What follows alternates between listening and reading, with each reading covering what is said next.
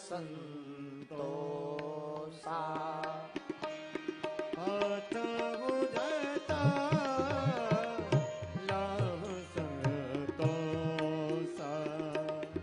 सपना हुनई दे है पर दोषा। सपने उड़ाई दे बाबा गोस्वामी तुलसीदास जी रामायण में नवमा सरारे सब सन चाल ही ना। नवम सरल सब सद चल ही ना। श्री राम जय राम जय जय राम। श्री राम जय राम जय जय राम। श्री राम जय राम जय जय राम। श्री राम जय राम जय जय राम। राम जी कहते हे सबरी माता, नवमी भक्ति है सभी छलों को छोड़कर जो हम पर भरोसा करता है। राम जी कहते वो हमारी नवमी भक्ति को पा जाता है। राम जी पर भरोसा ही नवमी भक्ति है। पर भैया भरोसा का मतलब ये नहीं है कि महाराज हम भरोसे वाले नहीं हैं क्या। अरे हो, पर अटूट भरोसा,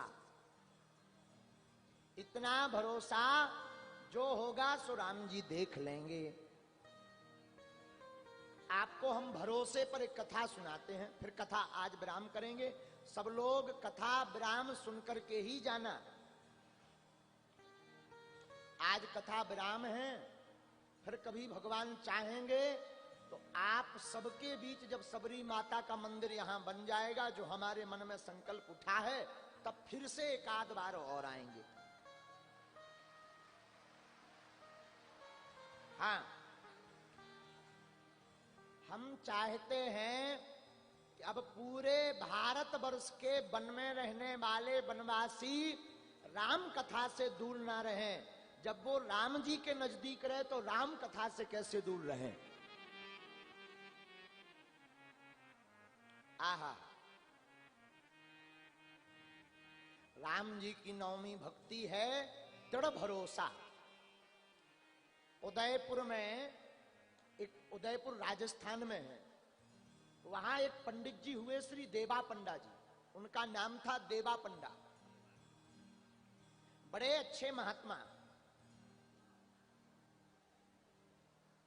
उदयपुर में ही वहां के जो राजा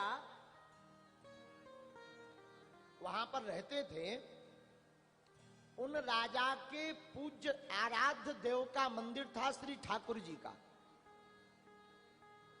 वहां पर यह देवा पंडा जी भगवान की पूजा करते थे पुजारी जी के रूप में। पुजारी रूप में रह करके आप खूब पूजा करते थे।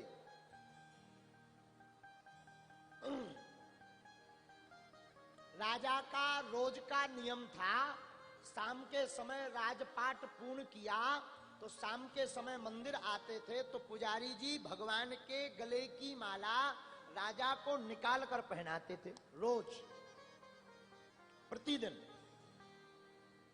और राजा भगवान को प्रणाम करके वापस चले जाते थे। ये क्रम लगातार कई सालों से चला आ रहा था, बहुत वर्षों से।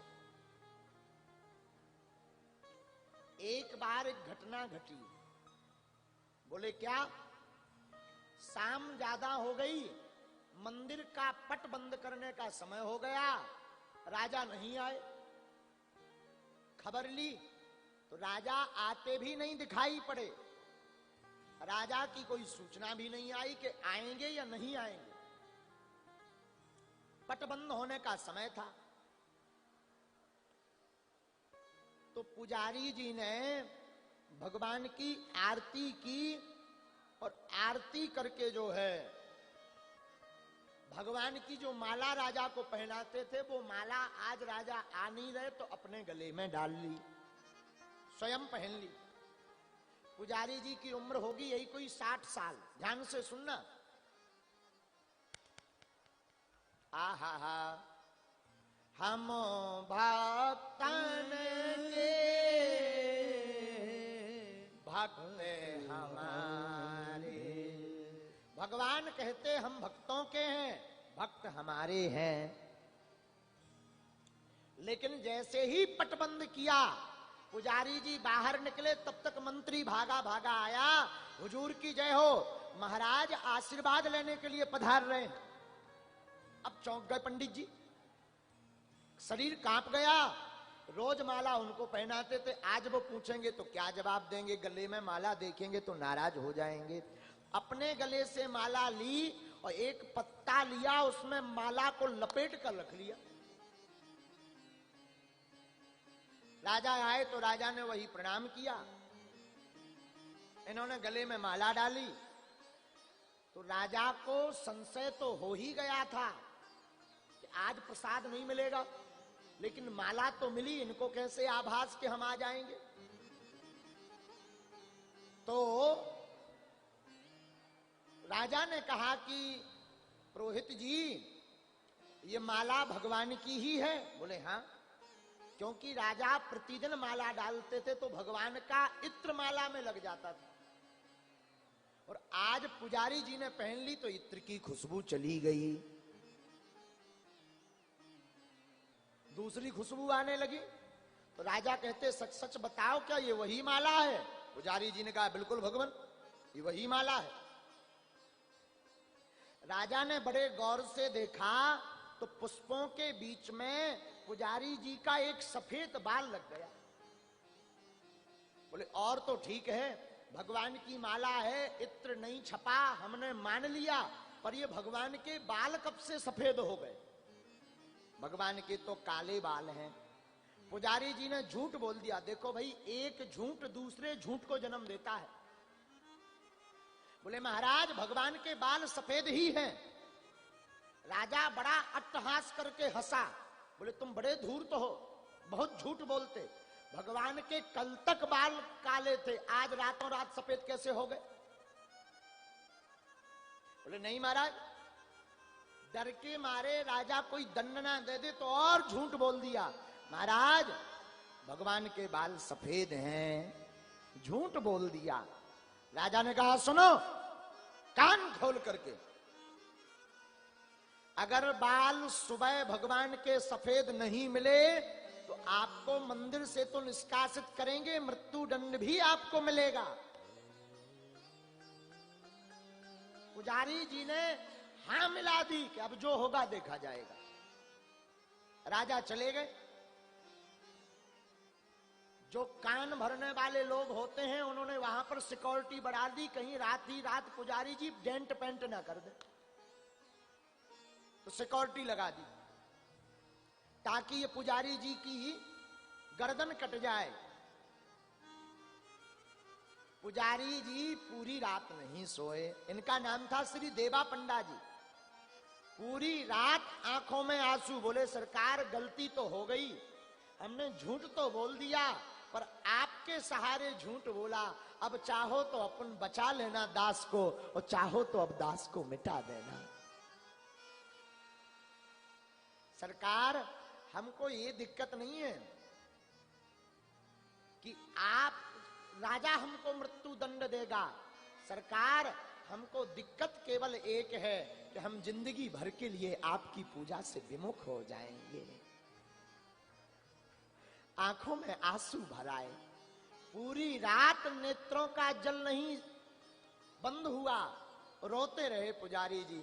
भगवान को कहते रहते हैं, तुम बिन कौन हमारो,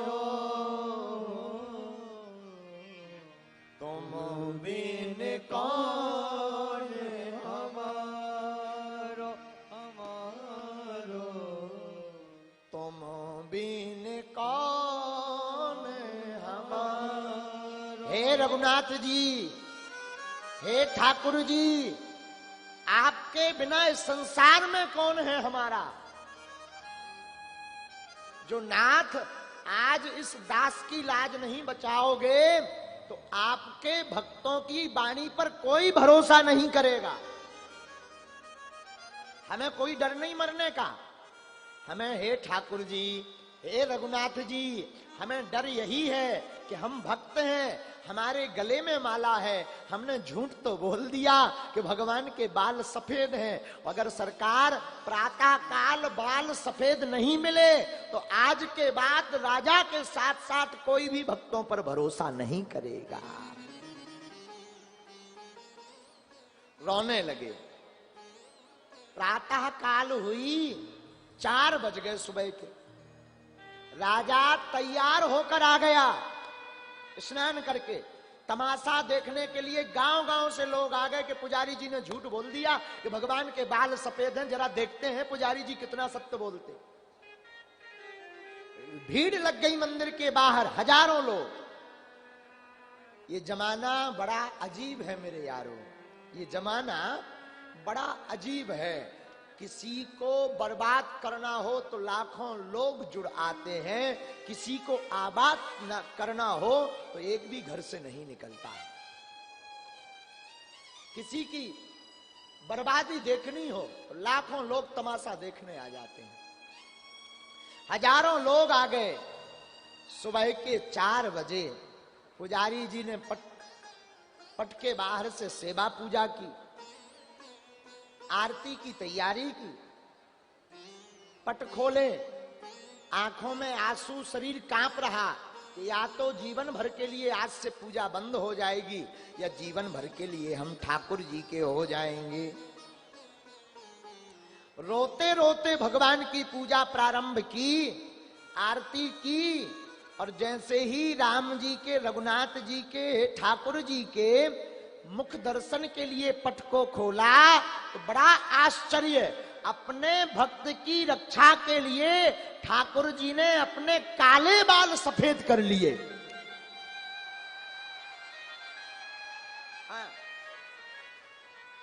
सबने आंखों से देखा, आंखें मीड़ मीड़ देखा। राजा भी चौंक गया, अरे कल तक काले थे, ये सफेद रातों रात कैसे हो गए। सिक्योरिटी लगाई, सुरक्षा लगाई, डेंट पेंट हुआ नहीं, पुजारी जी अंदर आए नहीं, कहीं ऐसा तो नहीं पूजा करते वक्त नकली बाल लगा दिए हो सफेद। भैया राजा स्वयं मूर्ति के पास आया, ऐसे नहीं हम मानेंगे। और ठाकुर जी की मूर्ति के पास आकर एक बाल पकड़ करके जैसे ही ताना, झटका मारा तोड़ने के लिए, हमारे ठाकुर जी की नाक सिकुड़ गई और भगवान के मुंह से सी की आवाज निकल गई और रक्त सिर से बहने लगा। खून की धार बहने लगी। राजा की आंखों में आंसू आ गए। पुजारी जी का शरीर गदगद हो गया। चिल्ला करके, चिल्लाड़ करके ठाकुर गोविंद की जय जयकार करने लगे पुजारी जी, और बार बार दंडवत करके आपने हमारी लाज रख दी, लाज रख दी। जय हो रघुनाथ की, जय हो रघुनाथ की, जय हो ठाकुर की, हमारी लाज बचा ली। और तब मंदिर में आकाशवाणी हुई, राजन तुमने हमारे भक्त की परीक्षा ली है, हम श्राप देते हैं, आज से तुम तो तुम्हारे वंश में इस गद्दी पर बैठने वाला आज के बाद कभी भी हमारे मंदिर में प्रवेश नहीं होगा, अगर होगा तो उसका नाश हो जाएगा।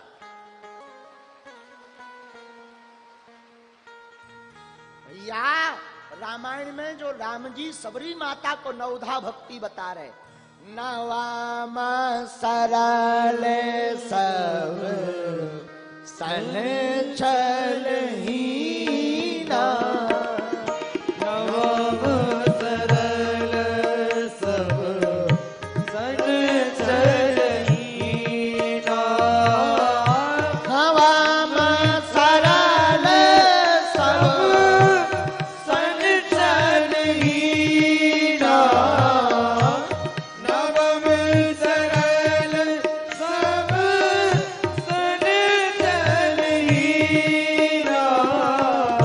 मम भरोसे ही है हरस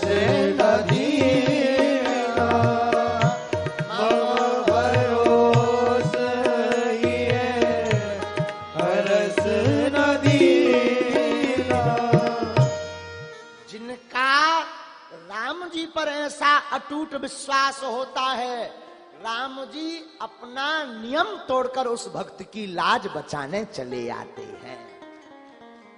अरे भैया, जो जगत के राजा हैं, जो महाराज धर्म चक्रवर्ती सम्राट दशरथ जी के पुत्र हैं, उनको वन में आने की क्या आवश्यकता?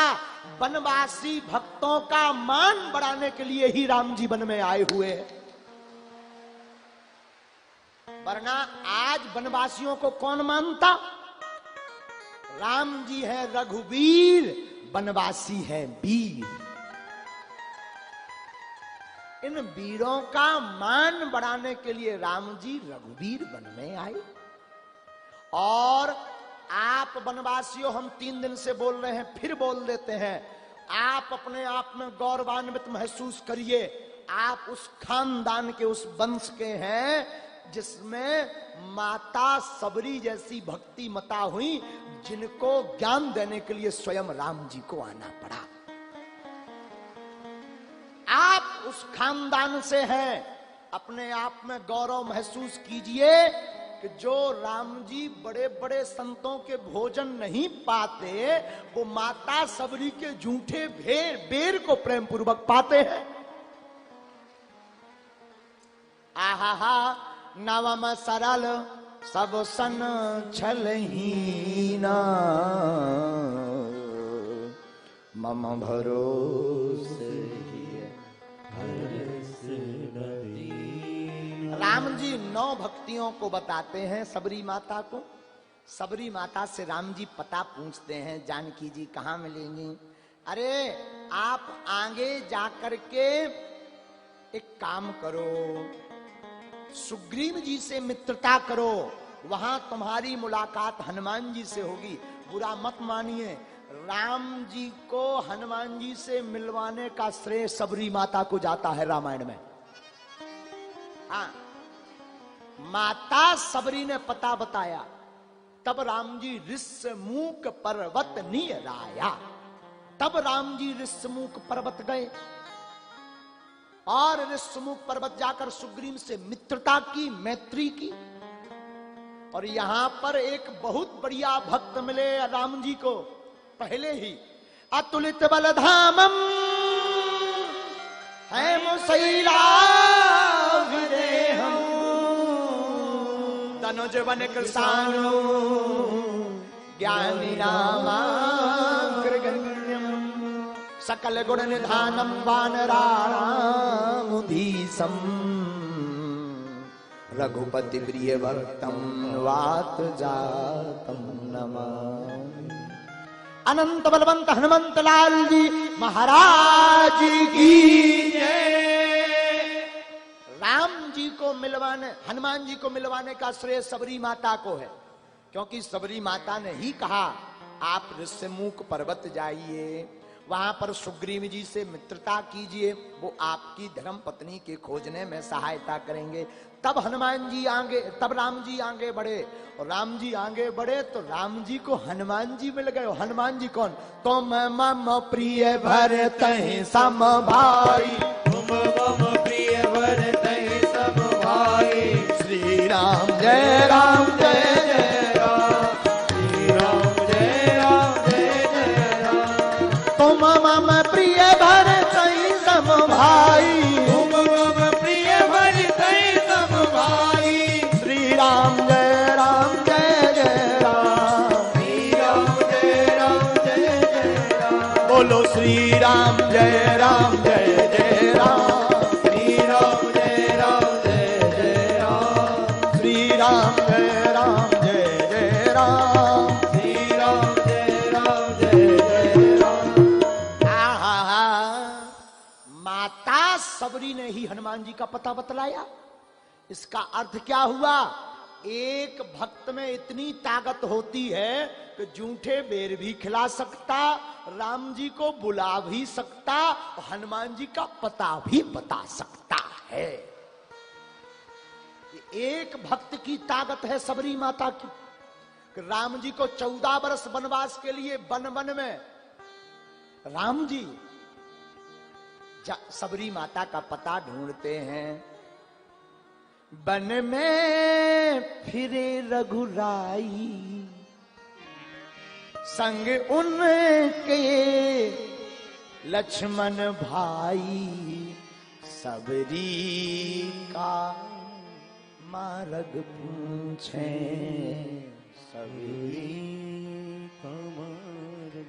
सबरी माता का मार्ग राम जी वन में पूछते, और सबरी माता भी रामा रामा रटते हुए राम जी का इंतजार करती हैं। इस 3 दिन की कथा का सार क्या हुआ? वनवासियों, 3 दिन की कथा का सार है कि जब सबरी के बुलाने पर राम जी आ सकते हैं तो तुम लोग भी वन में मनहीन मत करो, तुम लोग भी रोज रामायण को पढ़ो, राम जी किसी ना किसी रूप में तुम्हारे पास भी आएंगे। आज से कौन कौन रामायण को पढ़ेगा वनवासी, जरा हाथ उठाओ। पक्का? देखिए, ये कथा हमने किसी राजनीतिक उद्देश्य के लिए नहीं की है, हम राजनीति से बहुत दूर हैं। हमने ये कथा सिर्फ इसलिए की है क्योंकि आप लोग शहर जा नहीं पाते हो और आप लोगों को मंच पर बुलाया नहीं जाता। मंचों पर तो केवल बड़े बड़े पद वाले, बड़े बड़े मठाधीश, बड़े बड़े रुपया वाले भर आते हैं आशीर्वाद लेने। आप लोग तो केवल ताली बजाने के काम आते हैं, इसलिए हमने उल्टा किया, अब बड़े लोग ताली बजाएंगे, आप लोग मंच पर आएंगे। हाँ, अब हो गया, अब नई भारत की शुरुआत की जानी चाहिए।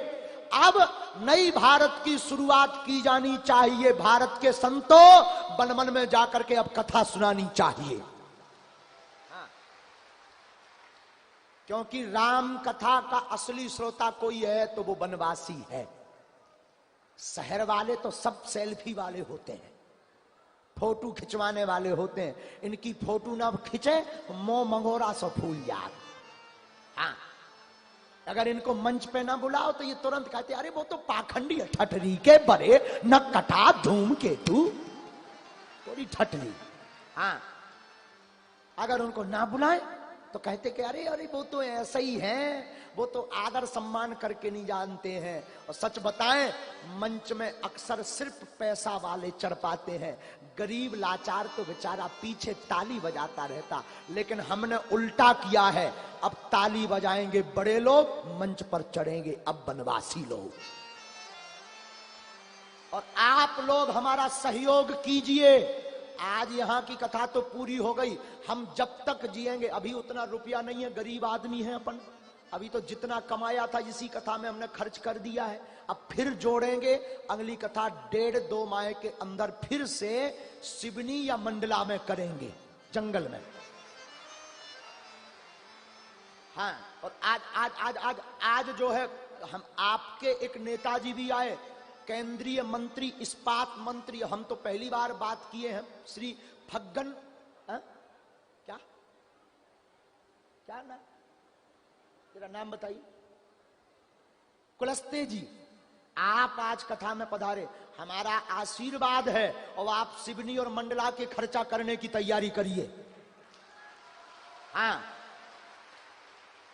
आप वो हैं कि आपको पूरे देश में इसलिए बुलाया जाता है क्योंकि आप जनजाति और वनवासियों के नेता हो।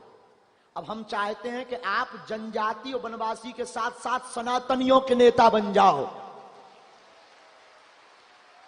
हाँ, अब सब लोग घबराइए मत। हमने ये कथा इसलिए की है ताकि वन में अच्छा, बाहर के लोग कौन कौन आए, कैसा लगा ये बताइए जरा। आनंद आया ना? वन में रहने वाले लोग कैसे लगे? बहुत सीधे लगे ना? आप सुनकर चौंक जाएंगे। यहाँ के एक दादाजी कह रहे थे हमसे, हमारी तो आंखों में आंसू आ जाते हैं, राम राम राम राम राम। यहाँ के एक दादाजी हमसे कह रहे थे, हमने कहा क्यों तुम दादाजी कहां कहां घूमे हो? बोले गुरुजी हम यहां से कहीं नहीं गए। हमने कहा सलेहा? बोले गुरुजी हम सलेहा इसलिए नहीं गए, हमने सुना है सलेहा में जाकर के व्यक्ति गुम जाता है। इतने भोले लोग हैं, उनको जंगल के अलावा बाहर डर लगता है। अब चिंता मत करो वनवासियों, तुम्हें कहीं जाने की जरूरत नहीं है, तुम्हें एकजुट होने की जरूरत है। पूरा भारत तुम्हारे पास आएगा। केवल एकता की जरूरत है। और एक बात और बोलेंगे, तुम किसी के भी बहकावे में मत आना, मर जाना पर रामायण को मत छोड़ना। कोई तुमको लालच दे तो कोई दिक्कत नहीं, अगर तुमको 2-3 लाख रुपया दे, अगर वो बोले कि 2 लाख रुपया ले लो, अपना धर्म छोड़ दो, तो तुम्हें रुपया ले लेना है, पर दिन न रात हनुमान चालीसा गाना, रुपया खा जाना। हाँ, हो गया, नो प्रॉब्लम। रुपया जरूर ले लेना, तुम्हें सौगंध है। My dear all of everyone, I request you, ये हमारी प्रार्थना है। जो तुमको मिशनरी वाले रुपया दे, तुम्हें हरा के धन लेने के, हम तो आज ही से तुम आए हैं। रुपया रखने के बाद में कह देना तुम्हारी ठठरी। हाँ, और बस जैसे ही 2 लाख